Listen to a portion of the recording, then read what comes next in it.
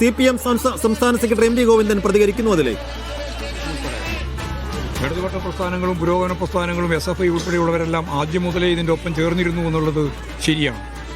അവരെല്ലാം ചേർന്ന് നടത്തിയിട്ടുള്ള ഉജ്ജ്വലമായ ഒരു പോരാട്ടത്തിലൂടെ ഈ ഇന്ത്യ ആഗ്രഹിക്കുന്ന രീതിയിൽ വിദ്യാഭ്യാസ മേഖലയിൽ നടത്തിക്കൊണ്ടിരിക്കുന്ന നീറ്റ് പരീക്ഷ ഉൾപ്പെടെയുള്ള, നീറ്റ് പരീക്ഷ മാത്രമല്ല പരീക്ഷ ഉൾപ്പെടെയുള്ള ദേശീയാടിസ്ഥാനത്തിൽ നടക്കുന്ന പരീക്ഷകളിൽ നടത്തിക്കൊണ്ടിരിക്കുന്ന കൃത്രിമങ്ങൾ, 22 ലക്ഷത്തിലധികം കുട്ടികൾ എഴുതുന്ന ആ പരീക്ഷ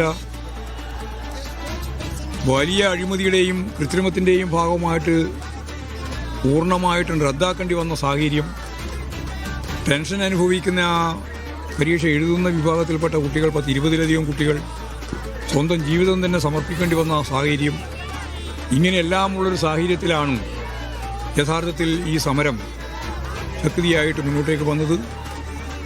പ്രതിപക്ഷ പ്രസ്ഥാനങ്ങൾ പിന്നീട് ഒറ്റക്കെട്ടായിട്ട് നിന്നു. അതുപോലെ തന്നെ വിദ്യാർത്ഥി പ്രസ്ഥാനങ്ങൾ രാജ്യവ്യാപകമായിട്ട് സമരം നടത്തി.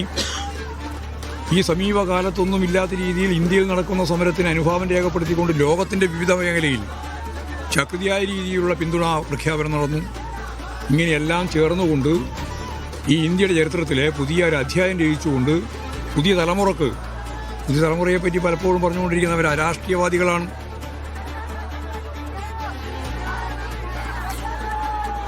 CPM സംസ്ഥാന സെക്രട്ടറി MP ഗോവിന്ദന്റെ വാക്കുകൾ. തീർച്ചയായും CPM-നും കൃത്യമായ റോളുണ്ട്.